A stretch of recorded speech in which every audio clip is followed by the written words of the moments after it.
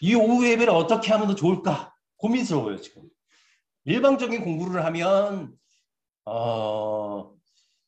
좋을 수도 있겠지만 또 그 시간이 너무 딱딱한 것 같고 어떻게 할 고민을 좀 해보겠습니다. 네, 오늘은 옛날에 조금 했던 것처럼 레위기를 한번 읽어봤으면 좋겠어요. 제가 이제 본문을 정해드릴게요. 읽어보시고 그리고 나서 레위기 1장부터 5장까지 읽으시는데 5장까지 다 안 읽으셔도 돼요. 그러니까 레위기 1장부터 말씀들이 무슨 말씀인지 거기에 나타난 하나님이 어떤 분이지만 한번 생각해 봤으면 좋겠습니다. 그래서 한 10분 정도 제가 시간을 드릴 테니까 한번 레위기를 1장부터 각자 읽어보세요. 저번에 틀어드렸더니 편하긴 편하지만 또 드라마처럼 돼 있어서 좀 불편하신 분도 있는 것 같아서요. 그래서 1장부터 5장까지 한번 읽어보시고 나서 이게 무슨 말씀인지 한번 생각해 보겠습니다. 괜찮으시죠? 네. 자, 레위기 한번 말씀을 시간을 드렸는데 여러분은 더 힘들겠나요? 스스로 이제 성경을 읽으니까 식사하시고 나서 더 졸려.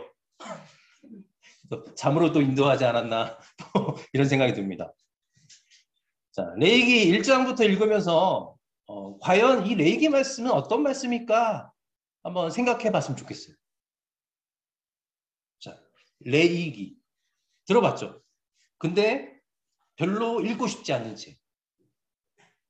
무슨 이야기가 거의 없고 무슨 법밖에 없는 것 같잖아요. 레위기는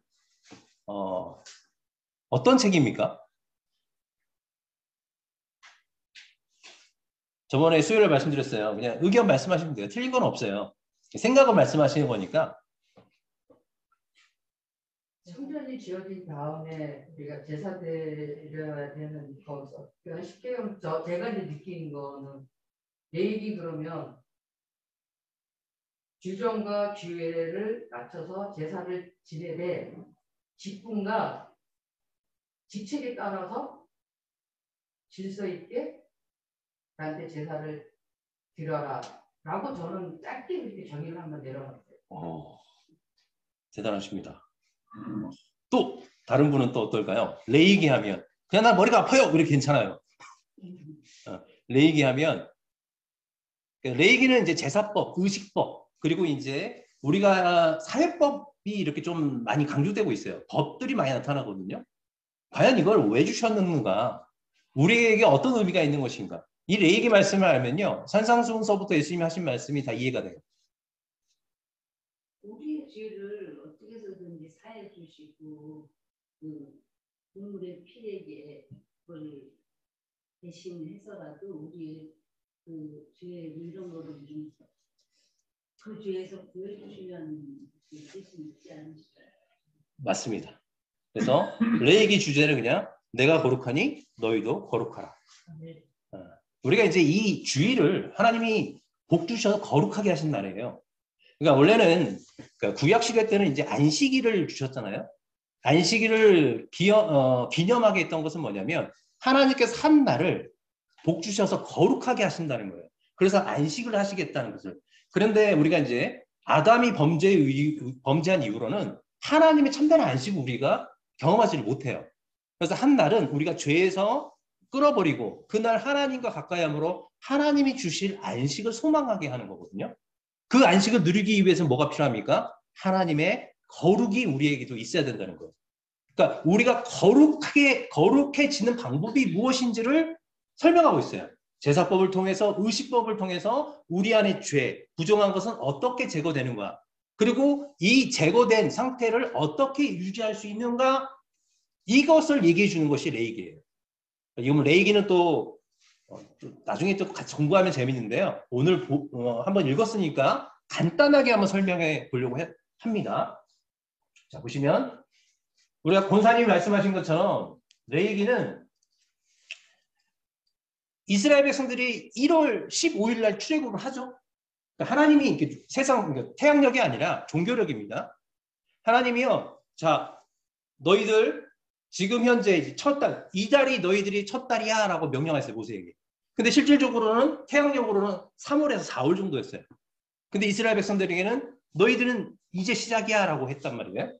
그래서 종교력으로 보면 1월 15일 날 출애굽을 해요. 그래서 시내산에 도착합니다. 언제 도착합니까? 얼마나 걸렸어요? 숫자 전기 약하시죠? 그죠?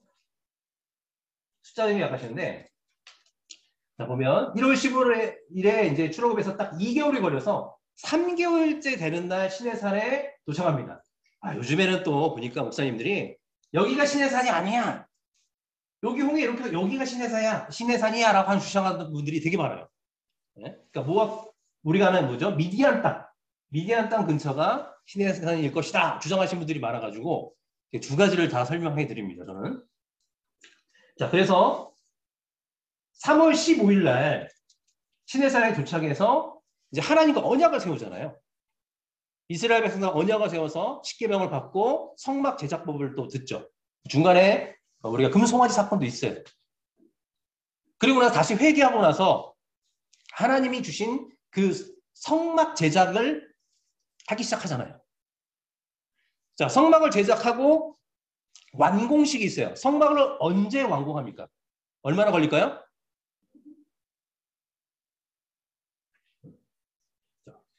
제가 여쭤봐도 대답 안 하시면 제가 대답하겠습니다. 자, 1월 1일, 2년째 1월 1일, 출애굽기 40장에 나옵니다. 40장 1절에 나올 거예요. 1월 1일 날 성전 봉헌식을 드려요. 봉헌식을 드리면서 또 뭐가 하냐면 제사장 위임식을 해요.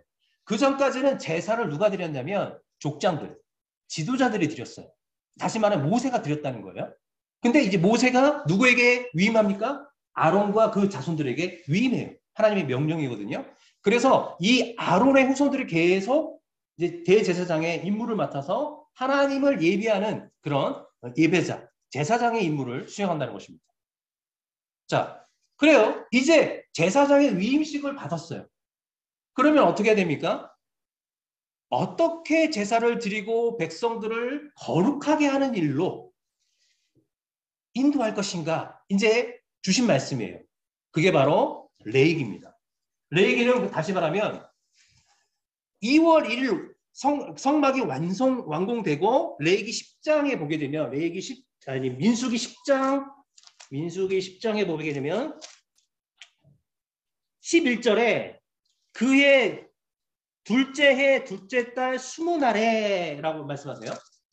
다시 말하면 출애굽했던 이스라엘 백성들이 시내산에 머물다가 2년째 2월 20일 날 출발합니다.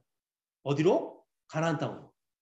그래서 이제 우리가 잘 아는 가데스바네아까지 가서 이 가데스바네아에 정탐하는 사건이 있어요. 자, 그러면 이 레위기 말씀은 1월 1일, 2년째 1월 1일부터 2월 20일, 이 사이 50일 사이에 주신 말씀이에요. 누구에게? 레위인들에게. 모세를 불러서 레위인들을 위해 주셨어요. 자, 보시면 자, 레위기는 어떤 말씀이냐면 이걸 읽어보면 조금 더 편하겠다. 거룩한 삶, 내가 거룩하니 너희도 거룩하라. 그러니까 거룩함을 이룰 수 있는 기반들이 무엇인지를 설명해 주고 있어요. 자, 거룩은요, 우리가 이 예식을 다 행한다고 거룩하는 것이 아니라요. 이 예식을 통해서 우리가 깨끗해진 상태에서 하나님과 교제를 나누는 거예요. 하나님과 교제가 빠지면 거룩해질 수가 없어요. 하나님이 원하시는 것은 우리가 이렇게 거룩해져서 하나님 앞에 나아가서 하나님과 교제를 이루기를 원하셨다는 거죠. 그 방법을 이제 16장까지 말씀하시고, 왜냐하면 16장은 이걸 말씀하세요. 우리가 아무리 제사법을 통해서 의식법을 통해서 하나님 앞에 회개하고 하나님 앞에 나아가지만 무시로 모르고 지은 죄들이 있어요. 우리가 알지 못하는 죄. 그것 때문에 죽을 수가 있어요. 왜냐하면 아론의 두 아들이 하나님께서 원하지 않은 분양을 했다가 죽었잖아요. 근데 보면 아론의 아들들이 죽기 전에 아론이 어떤 제사를 드렸냐면 자기의 속죄제, 그죠? 그리고 번제, 화목제, 그리고 온 백성들의 속죄제, 번제까지 다 드렸어요. 그러니까 하나님께서 명령하는 모든 죄를 제거하는 제사를 드렸는데도 어땠습니까? 두 아들이 죽었어요. 그랬더니 아론이 이제 그걸 어떻게 하나님 앞에 우리가 죄 있음을 알게 된 거잖아요. 우리가 아무리 조심해도 우리가 무시로 지은 죄, 모르고 지은 죄, 이 죄 가지고 나가면 죽게 되구나. 이런 이런 걱정을 하고 있을 때 하나님이요. 대속죄를 주셨어요. 걱정하지 마. 너희들은 내가 그냥 모든 죄를 깨끗하게 해줄게. 한 날 너희가 알고 지었던 모르고 지었던 하나님 앞에 나왔던 그 죄들을 한 날 내가 너희들 앞에 예배를 드리면 와서 제사를 드리면 1년 동안 있었던 모든 죄를 다 없다. 속죄해 줄게. 이런 약속을 하셨어요. 이게 뭡니까? 마지막 날 예수님이 오셔서 이루실 그 날을 예표해서 말씀해 주신 것입니다. 그러니까 우리가 아무리 여기서 율법대로 행하고 예수님 말씀에 순종했다고 산다고 하지만요. 여러분, 우리가 율법을 지킬 수 없는 이유가 뭔지 아십니까? 율법이 만약에 100가지 계명이 있어요. 100가지. 자, 그러면 하나를 어기고 99개를 지켰어요. 율법을 지킨 겁니까? 어긴 겁니까? 99개를 지켰어요. 하나를 어겼어요. 안 지킨 거예요. 못 지킨 거예요. 안 지킨 게 아니라 그러니까 못 지킨 거예요. 왜냐하면 100개를 다 지켜야 완성이에요. 또 우리는 완벽하게 지킬 수 없어요. 그렇기 때문에 그러니까 제사로도 완전히 속죄가 되지 않는 것을 알려주심으로써 누가 오기를 원하세요? 예수 그리스도가 오셔서 그 제사법을 완성했다는 것을 알고 있죠. 그래서 이 레위기는 뭐냐면 예수님의 거의 사역들을 보여주고 있다는 거예요. 예수님께서 완성하실 사역들. 그 사역들을 완성할 수 있는 방법들을 말씀해 주고 있다는 것입니다. 그러니까 우리가 이제 이런 말씀들을 보면서 왜 우리에게 주셨는지, 원론적인 것보다도 하나님께서 주신 참뜻이 무엇인지를 찾을 때 그 말씀이 우리에게 힘이 된다는 것입니다. 저번 시간에 우리가 아는 것이 힘이라고 말씀드렸어요. 우리가 이제 사람은요, 제가 조금 이따가 시간이 되면 할까 했는데 오늘 안 하려고 해요. 사람은 하나님의 형상과 모양으로 만들어졌죠. 자, 보면 영적인 존재가 있어요. 하나님처럼 완전 영인 존재가 있고 또 우리처럼 피조물처럼 육이 가지고 있지만 또 영을 소유한 존재가 있어요. 이 영적인 존재와 육과 영이 있는 존재는 달라요. 사탄은요, 하나님과 같은 영적인 존재예요. 근데 사단은 속성이 뭐냐면 한 번 결정한 것을 돌이키지 못해요. 저는 항상 생각하는 게 있어요. 하나님께서 우리에게는 회개할 수 있는 기회를 주셨어요. 회개하면 용서하시고 우리를 구원해 주세요. 그렇다면 그 사랑이 많으시고 선하신 하나님께서 왜 사단에게는 회개할 기회를 주지 않는가?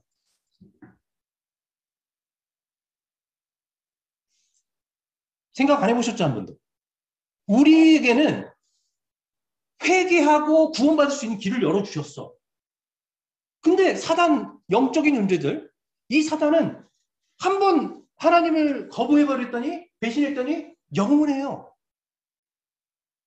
우리가요, 육을 벗고 영이 되면요, 우리도 영원해요. 하나의 선택이 영원하다는 것이. 그래서 은혜라는 거예요. 육체를 가지고 있는 것이 어떻게 보면 고난과 고통 속에 있는 것 같지만 이게 은혜예요. 이때는 돌이킬 수 있는 기회가 있어요. 근데 우리가 육체를 벗고 영적인 존재가 되면요, 회개하지 못한 자는 영원히 회개가 안 되거든요. 그래서 영원한 심판이 있는 거예요. 그래서 하나님은 우리에게 뭘 얘기했냐면 이런 방법으로 우리가 제거해서 하나님과의 교제를 통해서 완성하라. 그 삶을 완성해 나가라 하시면 주신 거예요. 그래서 이 레위기는 레인들을 위해 죽은 것이 아니라 이 레인들이 그 백성을 어떻게 인도해야 되는지를 말씀해 주고 있다는 것입니다. 그러니까 우리가 레위기를 통해서 내가 이와 같이 내 안에 있는 죄, 내 안에 있는 부정을 제거해야 되는구나. 왜? 그래야지만 거룩하신 하나님을 만날 수 있구나. 그리고 그 삶은 일회성이 아니라 유지할 수 있는 방법이 뭐냐면 하나님의 말씀에 순종해 가는 거예요. 사회법들이 나타나거든요. 종교법이 나타나거든요. 이렇게 하나님과의 교제가 이루어질 때만이 이 거룩을 유지할 수 있다고 성경은 말씀하고 있다는 것입니다. 그래서 레위기는요, 자세히 보면 너무 재밌어요. 그냥 건성으로 보면 너무 딱딱하지만 거기에 예수님이 다 나타나거든요. 모든 부분에서 예수 그리스도가 나타나요. 오, 그렇구나. 예수님이 이렇게 하셨네. 그래서 우리가 속죄, 대속뿐만 아니라 부정했던 것들, 우리가 병에 걸렸어요. 문둥병에 걸리거나 어떤 병에 걸린 부정한 존재로서 그 가족들과 함께하지 못했잖아요. 근데 예수님은 이 부정한 자들을 정결케 하신 일을 하셨어요. 어떻게 해요? 예수님 친히 말씀으로 친히 고치시고 회복해 주는 일을 하셨다는 거죠. 그래서 이런 정결 의식을 완성하신 분이 예수님이라는 것을 신약을 통해서 우리가 배울 수 있다는 거죠. 너무 딱딱하죠. 또 공부만 가르쳐가지고 어떻게 여러분과 얘기를 나눠야 할지 잘 몰라서.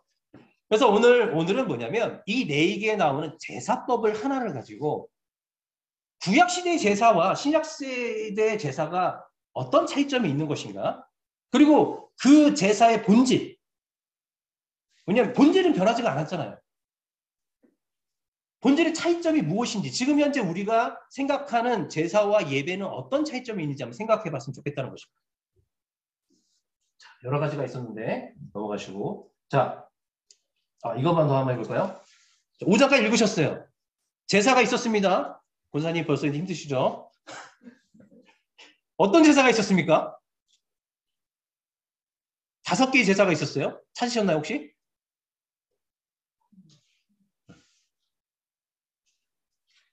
어디 갔어요?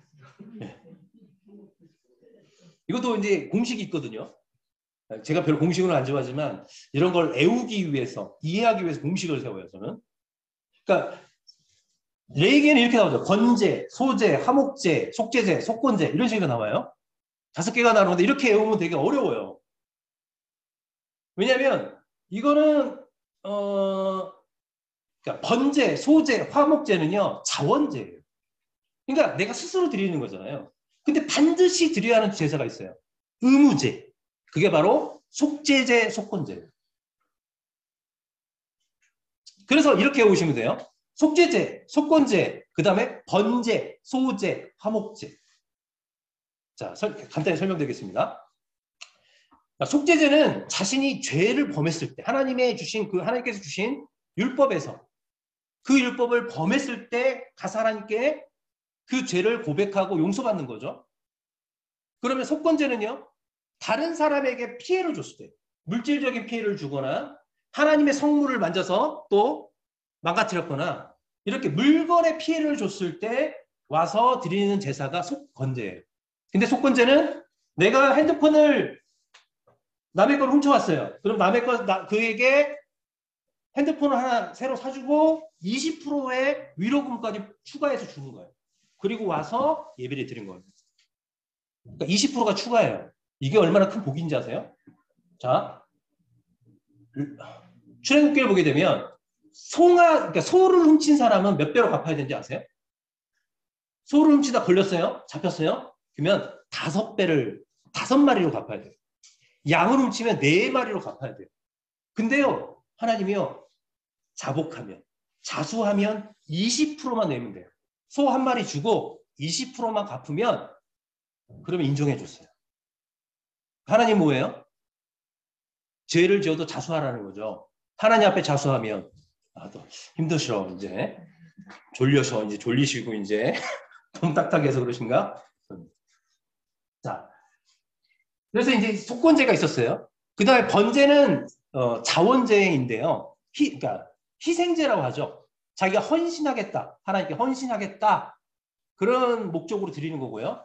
소제는 곡식을 통해서 드리는 제사라고 볼 수 있는데요. 그거는 그러니까 선물이라서 단독으로 드리지 못하고요. 번제나 화목제를 함께 할 때 드려요. 그리고 또 뭐가 있죠? 화목제는 내가 죄가 제거됐어요. 그럼 하나님과의 화평, 관계를 유지하기 위해서 드리는 제사, 기쁨의 제사가 바로 화목제라고 할 수 있습니다. 그렇다면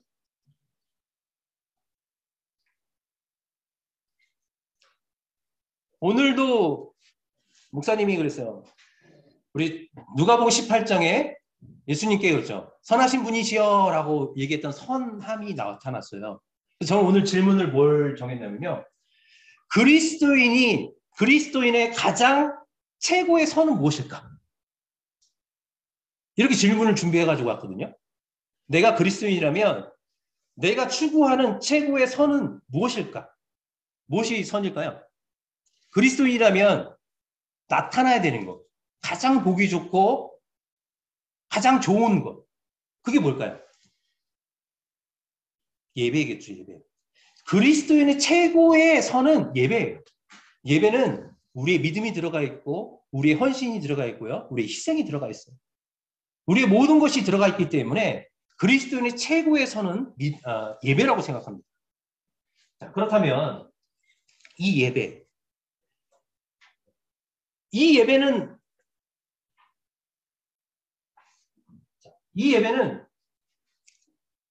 그러니까 지금 현재 드리고 있는 예배에 하나님 모든 사람의 예배를 받으실까요?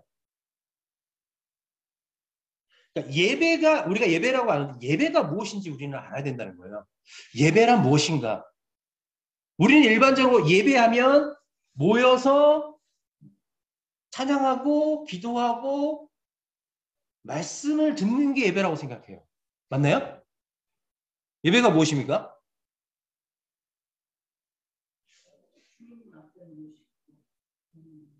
대면하는 거. 주님이 계시지 않는 네, 맞아요. 우리가 이제 보면 제사도 보면 뭐 밥상을 차려놓고 뭔가를 모셔서 이렇게 하는 행동이 있잖아요. 자, 우리는 예배는 무엇인지 먼저 생각해봐야 돼요. 그래서 예배는 어원을 생각해 보세요. 우리가 예배라는 단어를 사전적으로 어떻게 해석하고 있는 것인가? 히브리어는 허리를 굽히다, 절한다 이렇게 해석하고 있습니다. 자, 헬라어는 예배를 입맞추다, 좀 더 친밀감 있죠. 경배한다, 항복한다, 존경한다, 복종한다 이런 의미가 있어요. 그리고 영어도 우리가 워십이라고 얘기하지만 숭배하다, 예배하다, 흠모하다, 우리의 신앙을 드리다 이런 뜻이 있거든요. 국어사전에서는 거룩하고 성스러운 대상에 대하여 존경하는 뜻을 존경한 뜻을 가지고 절하는 거예요.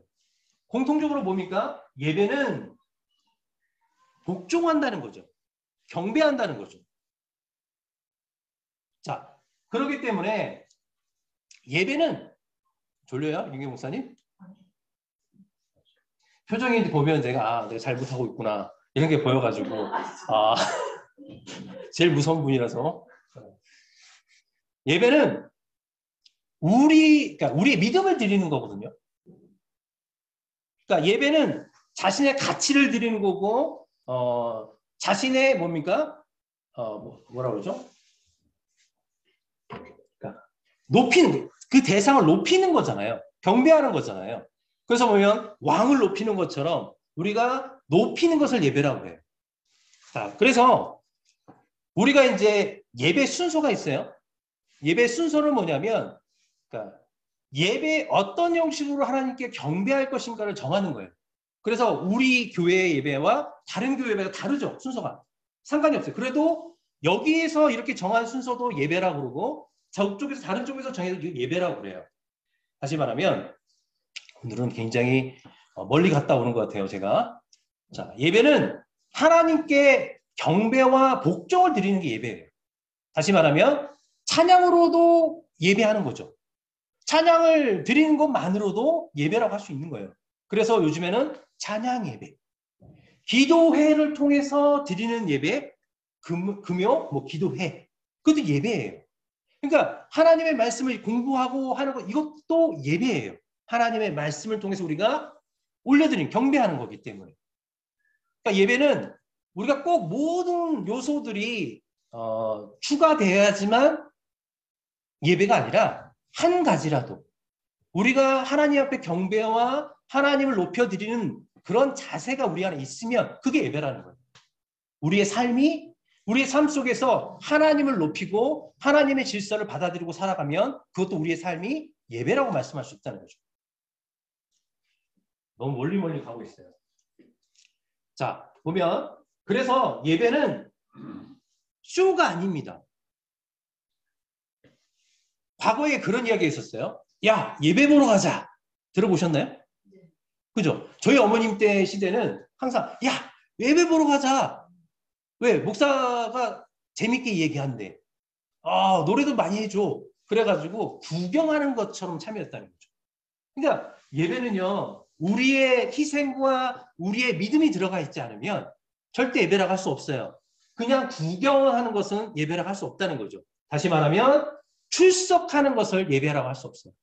우리가 함께 모여서 예배를 드리지만 어떤 사람의 예배는 하나님이 받으시고 어떤 사람의 예배는 받지 못한다는 거죠. 그러면 우리는 어떻게 해야 됩니까? 하나님과의 그 거룩함을, 하나님과의 그런 교제를 누리기 위해서는 우리가 반드시 어때요? 하나님과의 깊은 교제가 일어나야지만 우리가 하나님께서 기뻐하시는 거룩한 삶, 하나님과 동행하는 삶을 살아갈 수 있다는 것입니다. 그러기 위해서는 우리는 예배가 무엇인지 다시 한번 생각해 봤으면 좋겠어요. 그래서 좀 다 넘어가겠습니다. 하나님께서 받으시는 예배가 있고 받지 않는 예배가 있었죠. 구약에서도.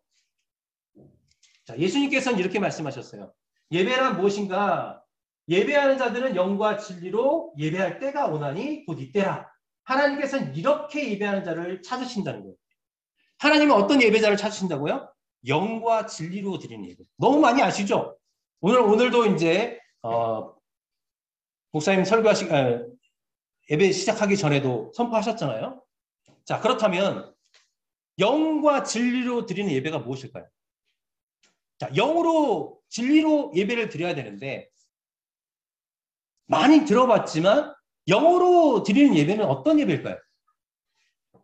원사님? 우리의 영으로, 그러니까는 이 육신에 있는 뭐 그런 이런 것보다 하나님 앞에서 우리가 우리의 영을 이렇게 교제한다고 그러면 아니지 뭐라고 그래야 되나 그런 마음으로 드리는 그런 마음으로. 마음만이 아니라 그러니까 너무 많이 들었는데 정립이 되지 않아요. 우리 안수 집사님, 네. 영으로 드리는 예배가 어떤 예배인가요? 어떤 예배일까요?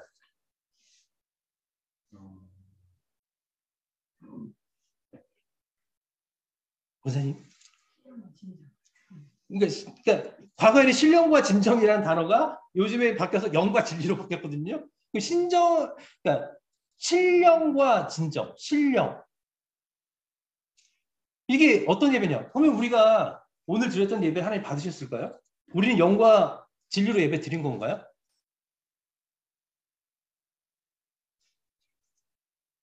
우리는 이제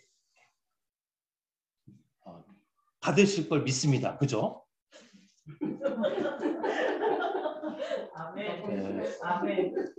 그러니까 우리는 굉장히 이제 이거 어렵게 생각한다는 거죠. 영이면 영은 좀 신비한 것 같아. 신비롭고 조금 이런 분위기 속에서 뭐 하나님에게 교제가 있어야 되는 것 같아. 이런 생각을 하거든요. 근데 영은 뭐냐면 우리에게 영을 또 보내주셨잖아요. 우리 영이 하나님을 온전히 예배할 수가 없어요. 그래서 누구를 보냈습니까? 보혜사 성령님.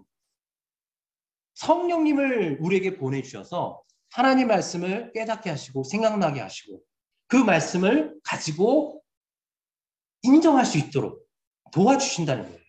다시 말하면 우리가 예수 그리스도를 믿는 자들은 우리 안에 성령이 계시기 때문에 이 성령의 인도하심 속에서 우리가 예배를 드리는 거죠. 내 생각과 내 감정이 아니에요. 내가 하나님 앞에 막 울면서 드린다고 해서 하나님이 받으시는 게 아니에요. 내가 하나님께 막 기쁨으로 춤추면서 무조건 드린다고 해서 하나님 받으시는 게 아니에요. 하나님은 어떻게 해요? 우리 안에 있는 성령, 예수 그리스도를 믿는 믿음 안에서 나를 주장하시고 내 예배를 상달시켜준다는 그런 믿음이 우리 안에 있어야 된다는 거죠. 그때 이제 하나님이 무엇을 기뻐할 깨닫게 해주세요. 우리 쉽게 얘기하면 어떤 분들은 하나님을 아버지라고 부르지 못하시는 분들이 있어요. 자신을 종으로만 생각하시고 어떻게 하나님을 아버지라고 부를 수 있느냐? 그런 분들이 있다는 거죠. 자, 성령이 우리에게 임하시면 어떻습니까? 우리는 하나님을 아버지라고 부를 수 있어요. 그러니까 그냥 부르는 것이 아니라 예배 시간에 하나님을 예배할 때 나의 창조주 주인님으로만 하나님을 찾는 것이 아니라 하나님은 천지를 만드신 하나님은 나의 아버지십니다. 나의 예배를 받으실 것입니다. 라는 그런 믿음 안에서 왜냐하면 성령이 도우심으로 우리가 드린다는 거죠. 자, 이런 믿음이 우리 안에 있어야 된다는 거고 또 그런 인도함이 있어야 된다는 거예요. 우리가 예배를 드릴 때마다 하나님이 깨닫게 하시고 우와 그렇구나. 하나님만이 나의 창조주시고 나의 구원자이시며 나를 구원에게 인도하신 분이라는 것을 우리가 깨닫게 되는 거죠. 그게 바로 성령이 우리를 인도하시는 예배라는 거예요. 아멘. 아멘 할 수 있는 것도요. 내 생각이 아니라 성령께서 깨닫게 하셨기 때문이죠. 바로 이런 예배를 원하신다는 거예요. 근데 오늘 설교 시간에 이제 아멘 하신 분이 별로 없더라고요. 별로 이렇게 감동이 없으신가요? 농담으로 했는데 너무 또 참고로 했어요. 예, 그러셨어요? 크게 하셔도 괜찮습니다. 이제. 자, 진리가 있어요. 진리. 진리는 진짜잖아요. 참이거든요. 진리는 참된 진리는 오직 예수 그리스도이고 참된 진리는 오직 하나님 말씀이에요. 하나님의 말씀을 가지고 하나님께서 보내신 예수님을 가지고 예수님 안에서 드려지는 예배라는 거죠. 예수님이 빠지면 안 되죠. 예배 안에서. 우리의 구원자. 하나님의 말씀, 약속의 말씀이 빠지면 안 된다는 거예요. 예배를 통해서 우리는 하나님을 어떻게 경배해야 되냐면 하나님의 약속의 말씀, 하나님께서 이루실 말씀, 그 말씀이 우리와 함께 했을 때, 선포가 됐을 때 하나님께서는 기뻐하심 받으신다는 거죠. 그러니까 세상의 제사나 세상의 예배는 뭐냐면 자신들이 원하는 것을 비는 것으로 끝나요. 그러나 우리는 어떻습니까? 하나님께서 이루실 일들, 하나님께서 우리에게 주신 약속들을 선포하고 그걸로 기뻐하는 그런 예배라는 거죠. 세상의 예배와 다르다는 거죠. 그래서 영과 진리로 드리는 예배, 하나님께서 이런 예배자를 찾으시는구나. 그러므로 나는 그런 예배자로 하나님께 예배해야 되겠다. 인식을 하면서 이제 성령의 도우심을 받으신다면 우리가 좀 더 하나님 기뻐하시는 예배로 하나님께 영광 돌릴 수 있다는 것입니다. 자, 그러면 이제 예배의 자세를 배우기 위해서 구약의 제사를 한번 생각해 봤으면 좋겠어요. 자, 여러분, 사람이 타락하기 전, 아담이 타락하기 전에는 제사가 없었어요. 예배가 없었어요. 그때는 이런 구약의 제사가 없이 어때요? 하나님과 동행하며 하나님과 직접 교제하는 삶을 살았다는 거죠. 그런데 아담이 범죄한 이후부터 제사가 나타나기 시작했죠. 왜? 하나님을 만날 수가 없기 때문에. 왜?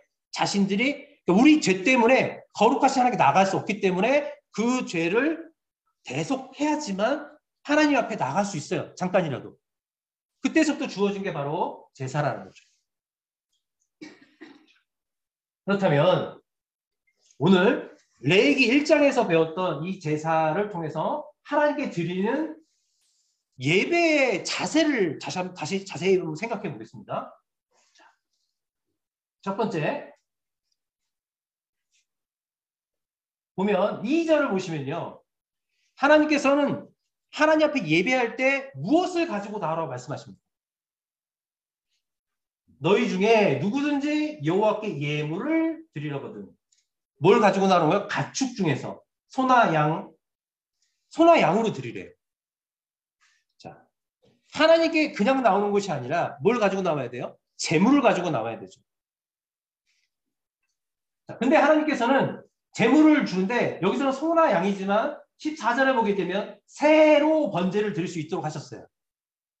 다시 말하면 하나님 앞에 나와서 예배 드릴 수 있는 재물은 소, 양, 우리가 하는 염소, 그리고 비둘기가 있어요. 나중에 속죄제는 이 짐승들 피가 필요한데요. 근데 이 비둘기도 살 돈이 없는 사람들은 어떻게 합니까? 흑빈자들. 그들은 고운 애박가루를 가지고 와서 속죄제를 드려도 하나님 받으셨어요. 하나님은 이렇게 재물을 종류별로 만들어 주셨습니다. 왜 이렇게 종류별로 하나님은 정해 주셨을까요? 자, 저는요 하나님 앞에 뭘로 예배를 드려야 될까요? 구약 같았으면 김부영 집사님은 안수 집사님이시잖아요. 자, 뭘로 하나님 앞에 예배를 드려야 될까요?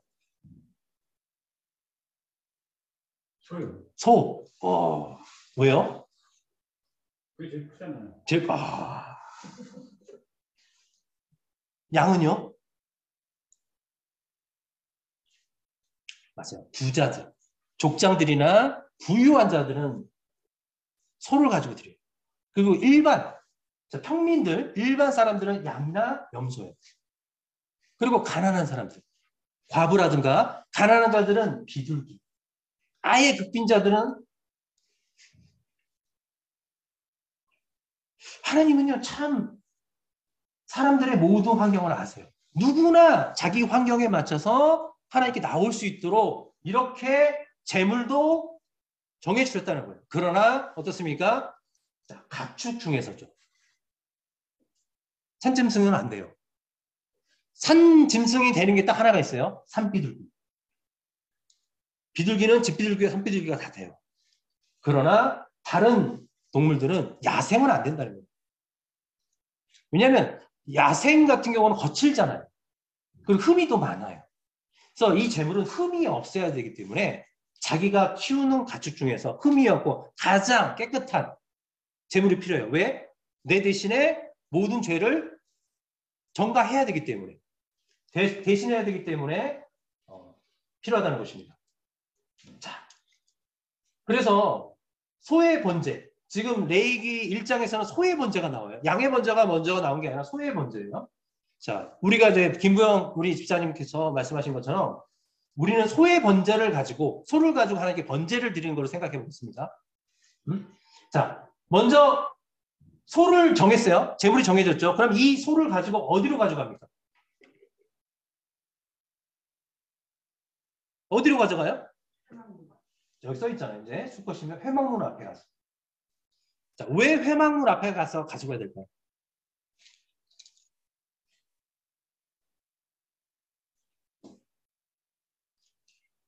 자, 이스라엘 백성들은요. 12지파로 여러 나눠서 살잖아요.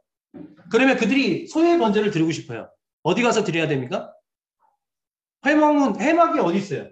나중에는 이제 12지파로 나눠서는 예루살렘에 성전이 만들어지잖아요. 그래서 예배를 드리려면 아무 데서 드리면 안 돼요. 어디서요? 예루살렘에 반드시 와야 돼요.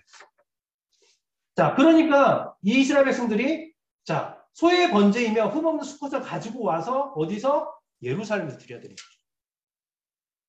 나중에는 이 재물을 너무 멀리 있는 사람들은 살 수 있게끔 해요. 법이 바뀌어요. 그러나 하나님께서 말씀하신 것은 하나님께서 정한 자리에서 예배를 드리라고 말씀하시고 있어요. 자, 그리고 보세요. 그 다음 가져오면 회막문 앞에 가져오면 그냥 가져오는 것이 아니라 가져오면 레인들이 검사를 합니다. 자, 흠이 있는지 없는지. 흠이 있으면 어떻게 될까요? 빠꾸. 하나님 앞에 예배 드릴 수 없어요. 만약에 봐요. 이 납달리 지파에 사는 사람이 소를 끌고 왔다고 생각해요. 왔어요. 오다가 이 실로 근처에서 소가 자빠졌어. 상처가 생겼네. 그래서 예루살렘에 가서 딱 갔더니 어떻게 해요? 제사장이 레인들이 검사하더니 안 돼. 안 되는 거죠. 그러니까 아무리 멀리서 가져왔어도 어때요? 흠이 있으면 안 된다는 거예요. 흠이 있으면 내 흠을 받아야 되는데 나의 죄, 나의 흠을 받아야 되는데 흠이 있는 자가 받으면 효과가 없겠죠. 깨끗하고 온전한 상태에 있는 자가 받아야지만 대속이 될 수 있다는 거예요. 자, 그런 원리 때문에 하나님께서는 흠이 없는 것을 가지고 오라고 말씀하시는 거예요. 자, 그러면 가져왔어요. 통과. 이제 회막문 앞에 들어갔어. 이제 성막으로 들어가서 성전 들어갔어요. 재물을 가지고. 그 다음 해야 할 일이 무엇입니까? 재물을 어떻게 해야 됩니까? 어떤 분들은 재물을 딱 갖다 주면 그 송아지나 양을 갖다가 번제단에 탁 올려놓고 그냥 다 태워버린 줄 알아요. 그죠? 안수하요, 안수. 안수하라. 축복의 안수가 아니죠? 나의 죄를 전가하는 거예요. 자, 그렇다면 이 안수를 누가 합니까?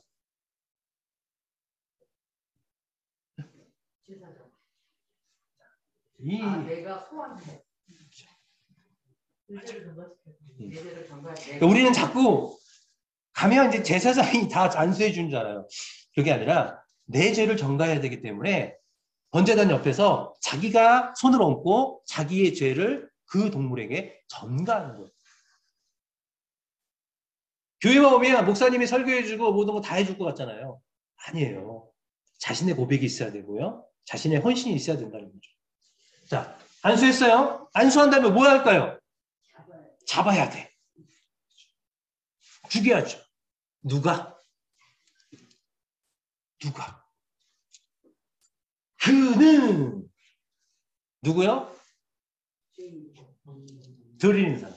자, 보세요. 그는 요 앞에서 수송아지를 잡을 것이요. 아론의 자손 제사장들은 그 피를 가져다가 해방문 그 제단 사방에 뿌릴 것이다. 바를 것이다.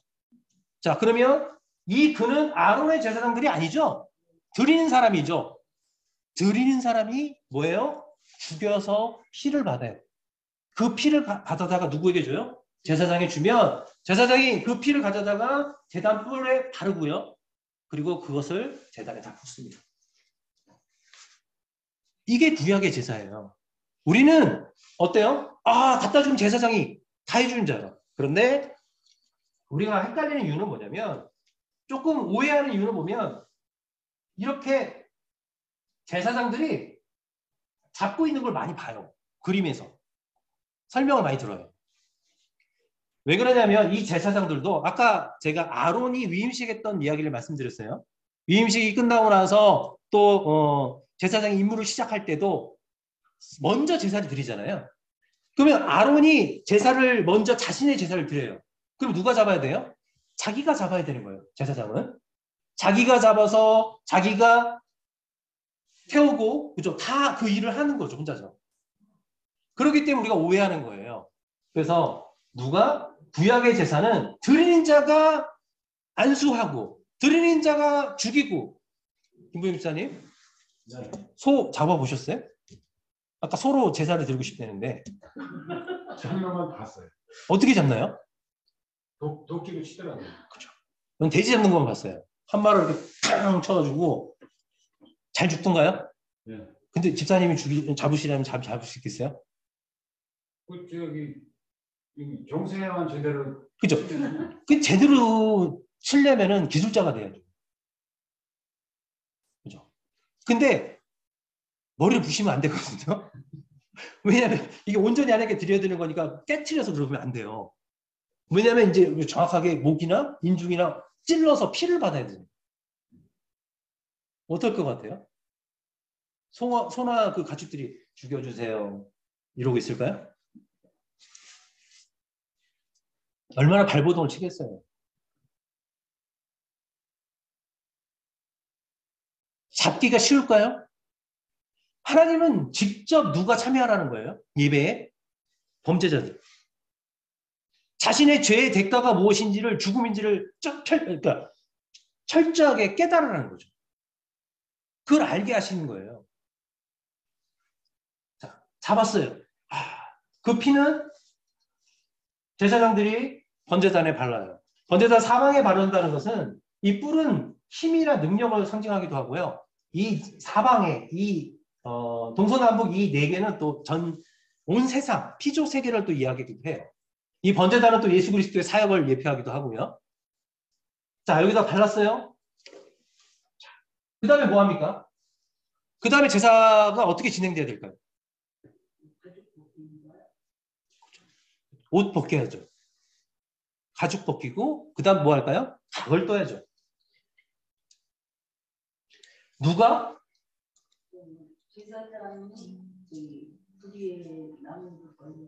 아니 가죽은 누가 벗기냐고요.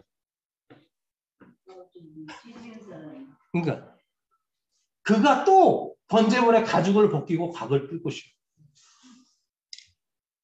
아니 진짜 정상 목사님 저희들 주일날 조금만 하자고요. 우리 집사님들 다 하시게 하고 다 보면 할 게 없어 구약의 제사는. 네? 그러니까 이 앞에 인도자들은 도와드리는 것만 하면 되는 것 같아요. 다 스스로 고백할 수 있도록 다 하시면 인도만 하면 되거든요. 번제물에 가죽을 벗겨요. 쉬운 일이 아니죠. 각을 뜬다는 게 뭔지 아세요? 점? 점인다? 새 뜨듯이 점인다고 그러네. 포 뜬다고. 포 뜬다? 아니 왜냐면 포는 뜯으면 안 되지. 왜냐면 하나님께 태워드릴 건데 포 뜯어가지고 뼈를 말립니다. 부위별로 나누는 다리. 맞아요. 그러니까 부위별로 나는데 뭐냐면 관절을 끊는 거예요. 아, 왜냐면 나는 도끼 좋은 거 가져와서 탕탕 쳐서 올려드리면 좋겠지. 편하게 아니에요. 각을 뜬다는 건 이 관절을 칼로 도려내서 관절을 잘라내는 거예요. 관절을. 그렇게 하나님께 올려드리는 거예요. 쉽지 않죠. 근데 우리는 그냥 이 구약의 제사, 우리가 상관없어. 왜? 이미 예수님이 완성했기 때문에 이렇게 생각하는데요. 근본 정신은 다 있어요. 우리가 예배 드릴 때 예수 그리스도 안에서 이런 자세가 없으면 하나님이 받으시기 힘들어요. 그 다음에 또 뭐 할 거예요? 각을 떴어요. 그러면 제사장이 가져다 태워줘요. 이래야지만 예배가 완성되는 것입니다. 이래야지만 구약의 제사가 완성되는 거예요. 근데 구약의 제사는 번제를 가지고 지금 설명했는데요. 속죄제라든가 대속죄일은요, 이 피를 가지고 어디로 가냐면 성소에 들어가요. 근데 대속죄일은요, 지성소까지 들어가요. 향을 막 피워놓고요, 하나님의 그 거룩함을 가리기 위해서, 영광을 가리기 위해서 향을 딱 피워놓고 제사장이 딱 하루 한 번 들어가요. 대속죄일 7월 10일이라고 그때 한 번만 들어갈 수 있어요. 아니면 이제 대제사장이나 아니면 온 백성들의 죄를 속죄할 때는, 대속죄일이 아닐 때는 성소까지만 들어가요. 분향단에 피를 바르고 휘장에 피를 뿌리고, 휘장 앞에 이렇게만 행동하는데, 일반적으로 보게 되면 하나님 앞에 온전히 드려지는 것은 한 사람에 의해서 예배가 완성되는 게 아니라는 거죠. 드리는 자와 인도하는 자와 거기에 누가요? 하나님께서 받으셔야지만 완성이 되는 거예요. 태워져서 향기롭게 하나님께 연락이 돼야지만 하나님이 받으신다는 거죠. 구약의 제사를 보게 되면 하나님께서 아벨의 제물은 받으셨으나 가인과 가인의 제물은 받지 아니하셨다 하셨어요. 그냥 아벨의 제사를 받았다 이렇게 말씀하지 않고요. 가인의 제사를 받지 않았다 그러지 않았어요. 누구요? 아벨과 아벨의 제물을 받았다. 하나님은요, 드리는 자. 그가 어떤 모습으로 나오느냐에 따라서 하나님이 받으시고 받지 못하시고 결정된다는 것입니다. 저는 이 모다교회가 오늘 많이 변했죠. 이렇게 변했다고 해서 하나님 무조건 받으시는 것이 아니라 우리들의 헌신과 믿음 이런 것이 하나님께 온전히 드려져야지만 어떻게 됩니까? 하나님께서 받으시는 예배가 된다는 것입니다. 목사가 아무리 설교를 잘해도 하나님이 받으시지 못하는 예배가 될 수 있어요. 참여하는 모든 성도들이 함께 연합해서 우리들의 잘못을 고백하고 성령님의 인도하심 속에서 완성해서 하나님께서 받으시는 그런 예배자, 그런 모다 교회가 됐으면 좋겠어요. 3년 동안 아픔이 많으셨다고 들었어요. 주보 아까 설명하시면 그랬잖아요. 우리를 이상하게 보는 사람들이 있어. 우리가 그런 예배자가, 참된 예배자가 돼서 그들에게 우리 교회가 어떤 모습인지를 증거했으면 좋겠어요.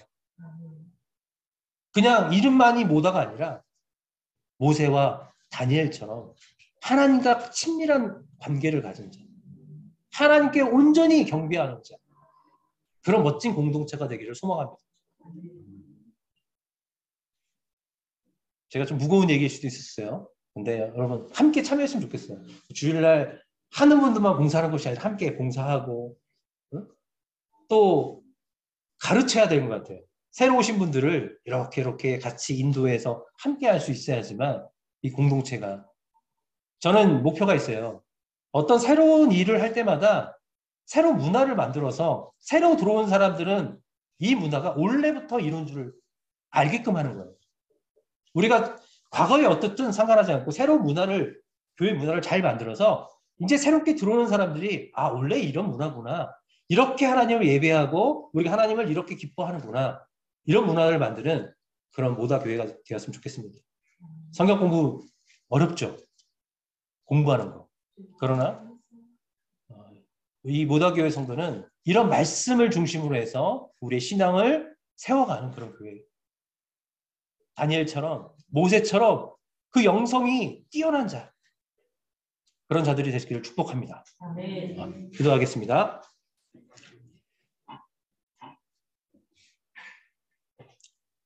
우리가 주일에 나와 하나님을 예배하는 것도 우리들의 힘이 아니라 하나님의 은혜임을 고백합니다. 하나님께서 우리에게 은혜를 내리지 않으시면 우리가 주님을 향한 마음을 품을 수도 없고 이 자리에 나올 수도 없음을 고백합니다. 하나님, 우리가 더 하나님을 더 가까이 할 수 있도록 역사하여 주시옵소서. 무엇보다 하나님께서 기뻐하시는 뜻이 무엇인지 발견하여서 우리가 그 뜻을 바라보며 그 뜻을 이루기 위해서 힘써 전진하는 저희들 되게 해주시옵소서. 하나님, 세상에서 우리가 빛과 소금의 역할을 감당할 수 있도록 저에게 성령 충만함을 허락하여 주시옵소서. 어떤 일을 결정할 때마다, 무슨 일을 행할 때마다 요셉처럼 하나님께 묻고 하나님이 동행하셔서 그 모든 일이 하나님의 뜻 안에서 이루어지는 역사를 경험할 수 있도록 우리에게 은혜 베풀어 주시옵소서. 그러기 위해서는 우리가 하나님의 말씀을 깨달아야 됩니다.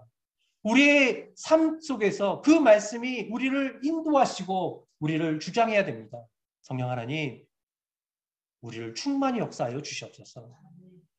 부자 청년처럼 헛되고 헛된 것에 마음이 쏠려 주님을 떠나는 어리석은 자가 되지 않게 하시고 우리에게 주신 영생, 하나님과 영원히 그 아름다운 곳에서 영원히 함께 할 수 있다는 그 기쁨을 소망하며 한 주간도 승리하는 저희들 될 수 있도록 인도하여 주시옵소서. 함께 하시고 역사하실 것을 믿사오며 우리를 살아가신 예수 그리스도 이름으로 감사하며 기도드립니다. 아멘.